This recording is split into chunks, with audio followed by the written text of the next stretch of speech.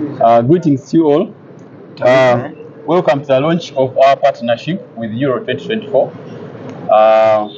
It's an honor for us to partner together with them to bring you an exciting experience and event.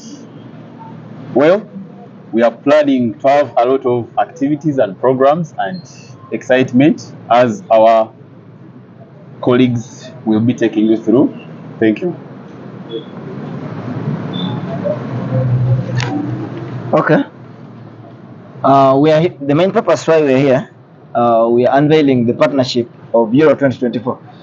Euro 2024 is mainly a tournament, Yamipira.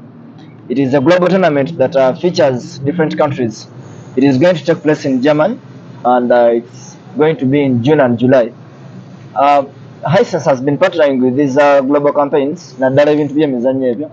World Cup, we the previous Euro 2020 were involved and were the partners. Then we are in 2024, Euro comes. It always happens after 4 years. It is global, so we are partnering with Euro 2024. That is the theme and the tournament that is going to be in Germany. So we want to give back to the public. Abantu abadde batuwagira bakasitoma baffe twagala tubaddize nti bwe tuba tusazeewo nti tugenda ku sponsoringa Euro, omuntu ali agenda kufunamu atya, agenda gamba atya nti Hisense yamuwaddemu. So kye tujja otegeeza eggwanga lyonna biki bye tugenda obbawa nga tubawa ne bye tugenda okugaba ne bye tugenda okukendeezaako. So we have a lot of programs and activities that are going to be featuring from today when we are launching till Euro 1 agwako.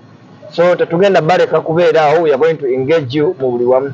Ali awaka tujja kutuukako, ali mu kibuga tujja kutuukako, n'abali ku mitimbagano mwena tugenda batuukako mu ngeri ez'enjawulo. Tekigenda beera wano wokka, kintu kya ggwanga ddamba. We are going to be in the whole country, that is both all the regions, the 4 regions. We shall be in the north, we shall be in the central, the east and the west. So wherever you are, we are coming to you with very many goodies and we are rewarding very much. And the main thing, we are going to give out all these products that you're seeing to the public. Kino ekintu sigenda gabako kimu nti nkuwadde TV otwaleko emu, nkuwadde microwave otwaleko, nga embirabye nawe biri tugenda bikwata omulundi gumu tubiddize customer tugambe nti customer tukuwadde bino ebintu byonna nga bwe tubitadde wano. Tukwate fridge, tukwate microwave kana akabugumya, tukwate fridge, AC kye twandiisa akannyogoza, then washing machine, tukwate ne TV nga Hisense okuddiza omuntu abadde atuwagira. You've been very supportive in this journey. That is why we come on this campaign to reward back to you. And how do we give out this thing to the client? Tetugenda kuzibuwaza mbeera kufuna bino bintu. It is as easy as okutwala ekintu ekitali ku kakwakulizo. Twasazeewo tukole omukutu, that is an online platform, a website. So we have a website that is going to be running for this campaign.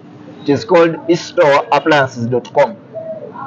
That website is going to feature all Hisense products and we are going to have discounts running on them. Kigenda kola kitya? Just get your smart gadget, be it a phone, be it a computer, be it a laptop, kyonna kyonna ekisobola okuaccessinga internet. Ogende ku mutimbagano gwa estoreappliances.com. Bw'otuuka ku that website ejja ku displayingira Hisense products. Kinasinziira ku kyonna bw'oyagala, tetugenda teekawo nti olina kugula kino oba kino okutwala. Ne bw'ogula item eri worth etandikirwako oba esemberayo ddala, you are entitled to win this thing. You just allocate what you want to buy. You select that product on the website. Bw'omala selecting that product, no proceeding and payments, no maliriza okugula. For your platform, tugenda funa amannya go n'ennamba yo mu database yaffe. Then mu buli luvannyuma lw'akaseera akagere in this period mpaka nga omwezi ogw'omusanvu, that is July 14th, promotion wejja okukoma. Kati okuva na leero March 30th we're kickstarting the campaign. Kitegeeza okuva kati mpaka July 14 we are going to be engaging in different activities. So that online activity twasazeewo tugende the digital way to embarking on that campaign. Tekikwetagisa kutambula kujja ku maduuka bw'oba tosobodde, twagadde nti n'omuntu ali ewala tukwanguyiza embeera. just get your phone in your sitting room or your area of convenience. You go to that website, then you purchase any product. Immediately when you purchase the product and the payment is done, you enter a draw and you stand a chance to win what we call the Euro combo. Combo means ekintu ekyawamu tukigasse. Njagala nnyo nkikkaatiza nti it is kikuwaako TV ekkoba ki, it is a combo and I'm not giving out only one. There are many worth to be given out. So you stand a chance to win immediately bw'oba omaze oggula, then we shall announce the winners era tujja bagaba mujja bbaawo mujja balaba. So that is the form of appreciation that twagala of that design. Yes. Smartphone nabo tugenda bayamba sinzira showroom yonna janaba agenzeeko tugenda kubanga tuba registeringa ne tubateeka mu computer then namwe ne musobola yingira akazanyo kaffe. So tetugenda balekerera nabo bagenda kuba mu promotion yemu basobole okuwangula y'omwaja beeramu. So showrooms zonna zigenda kubanga zibateekamu then nabo babeere mu kazanyo. So customer wa ddembe okutambula ku dduuka lyaffe eri kuli okumpi. Amaduuka ago tulina mangi buli wamu nga bwe tunabanyonyola. Just tambulamu tulina bakitunzi baffe mu maduuka ago. Njagala mpe ekyokulabirako nga jjajja ali eri naye nga yandiyagadde okwetwalira bino ebintu. Tambula yingira edduuka mulimu bakitunzi baffe munnyonnyole nga bw'ozze. Yogera kyoyagala ogula kitunzi waffe ajja kuyamba. Tutaddewo enkola nti ne maduuka tutaddewo gadget sales ezigenda okuyambangako kitunzi waffe asobola okugulira ye mwennyini ng'omuwadde byonna. Just gwe kyolina okukola identifying a product gyoyagala ne payment akuyambeko then ajja kuyamba okuyingiza mu system gyetwagala just namba ya simu na linnya lyo. So ne waba talina smartphone oba nga talina that gadget yingira edduuka lyaffe bakitunzi bajja baba bakuyambako on that point.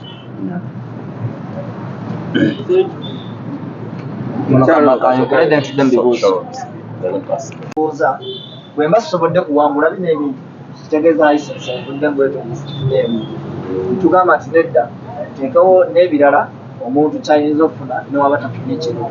So ne tufuna nti tugenda kuba tugaba ebintu ebyenjawulo nti buli kintu kyonoogula mu dduuka lyaffe kijja kugirako ekirabo there and then nga tekiriiko nti kyo kiriko bw'ogulira ekintu kitunzi waffe ajja kuba kuwekirabo kyogenda nakyo ekyo kyo kijja kubaawo. Then mu bintu bino tugenda kukola kyetwandiise enkolagana. Twagala nnyo nti twagala okutuuka ku muntu wa wansi tubeere naye okuwulira atuddize ye ku kyawulira kwa Hisense. Mu ngeri bwetu ne tusalawo nti engeri kyekigenda obeera emipiira tubadde twagala tulabeko ne bakasitoma baffe emipiira gino twagala tubalekerere balabeko okukayi waabwe naffe nga gye tuli eno. So tubadde tusaba tubeere twegatte wamu tutegeke wewe osobola olabira gino emipiira. So emipiira tugenda tutegekanga tugenda ogirabira tusalewo nti olunaku bwe ruti aŋŋambe nti kupiira kwa Bungereza ne Germany tusazeewo tugulabire ku kitebe bwekiti ne bwekiti tusazeewo tugulabire mu kifo bwekiti ne bwekiti. Mu ngeri eyo nti bw'onajja mu dduuka lyaffe tugenda kuwa akandibadde nga ka tiketi oba ka kuponi.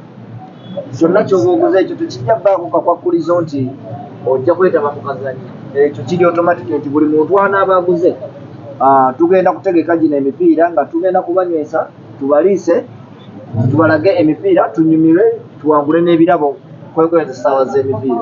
So emipiira gino tugenda giteeka mu bifo ebyenjawulo era nga ku mikutu gyaffe egya digital platform zonna ze tulina Facebook, Twitter, Yemena, Hisense Gigi kwe batuyita tujja bba tubategeeza nti ku mupiira bwe guti buli olunaku bwe luti era tuli wano. So tikati kitunzi waffe gy'anaaba nkuwa gyojja okujja mu kifo ekyo kitunaaba tulanze ogirageyo oyingire tunyumirwe ffenna tulabe omupiira nga bwe tuwangula tunyumye namu. So ekyo kiri awo nakyo kyakulu.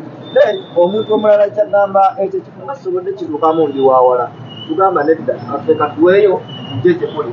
Tugenda kuyisaamu ebimotoka byaffe ebitambula bye twandiise drives ezigenda okutandika ennaku z'omwezi nga 2 bijja bba lunaku lwa 10 zijja tandika ennaku z'omwezi nga 2. Tugenda talaga buli kyalo buli ku nnyumba era tewekanga nga ekimotoka kisibidde ewuwo nga kizze kirina obubaka bwe kiyisaawo ku nsonga zino. So kijja bba kiyisaamu obubaka obw'enjawulo nga n'ebirabo bwe tubawa nga bwe tunyumirwamuko nammwe. so mu ngeri nyingi nti bumanya nti kyonoogula togenda viiramu awo ojja kufunirawo ekintu awo oyingire ne mukazanya okutwala eno kombo nga bwe tugiina then tulabe n'emipiira ffenna okuva ku mupiira ogunaasookawo gwa group stages ogw'ebinja mpaka ku finals then tujja kuteekawo emipiira gino manyi bagiwagira ennyo batera ogisussaamuko abamu ne bamanyi kye tuyita okulagula guno omupiira nze nno mukulaba okwange gwenda kuggwa bwe guti ne bwe guti n'abantu nabo ne tubalowoozaako ona ateeba omupiira nti gugwa bwe guti n'emisenti ogwa guno gugenda kuggwa emu oba gugenda kuggwa bwe guti ono agenda wangula ono akole bw'ati ebirabo weebiri tujjagaba tv tujjagaba microwaves tujjagaba tickets tugendagana ebintu bingi generally so kyenyinza okugamba omuntu ali eyo tumwekumire ku mitimbagano gyaffe egya social medias mubeere nga muli bulayini emu naffe kubanga ebintu tuleese bingi nnyo ku luno tusaba tebitulekera tubibalekere tubitwale nga tubebaza tuwagira ebbanga eryonna libizibu tuwagire. Yeah, okay. Yeah. Greetings to all of you. Thank you for coming for our launch. My name is Mr. Samri Michael. I am the showroom's head. I would like to introduce you to all our showrooms. We have showrooms in Forest Mall, in Bugolabi near the National Water, in Oasis Mall, in Arena Mall, Kantanga, as you're seeing here, also in Victoria. And then we have in Jinja Road, Esa Corner, opposite to Victoria University. You're welcome there. Mama naki tusazeewo ffeffekka nga tannaba nakujja waffe soke tumutuukeko ze drive zekugambya ebimotoka ebigenda oyitamu lwaki tusazeewo tusoke tumutuukeko yonna gyali tumutegeeze nti mama naki tulina promotion eri bweti ne bweti tugenda kugaba ebintu bwebiti ne bwebiti era ogenda kukola bwoti nti mama naki atalina smartphone eyo agenda kujja mu dduuka oba atuma omuzzukulu oba atuma omutabani oba atuma omuntu yenna oba ye mwennyini yejjiri ajje mu maduuka gaffe okutalaga eggwanga lyonna aga Hisense ayingire edduuka mulimba kitunzi baffe waddembe okulaba kitunzi yenna amugambe njagala ekintu bwe kiti ne bwe kiti amalo kigula asasule and then kitunzi waffe ajja kuba muyambe kubanga tutaddewo ebyuma bikalimagezi mu maduuka gaffe ebigenda oyambako omuntu oyo atalina ati smartphone ebyuma byaffe kitunzi waffe ajja muyambako okumuyingirizaamu amannya ge ennamba ey'essimu so era naye tuba tumufuna essimu tuba tusobola omukubira n'okumutuukako mu bubaka obwengereza enjawulo era naye ajja kuba asobola okwetabamu so atalina smartphone just jangu mu dduuka lyaffe oyingire bakitunzi baffe bajja kugayidingako tujja kuyingirizaamu ebyo.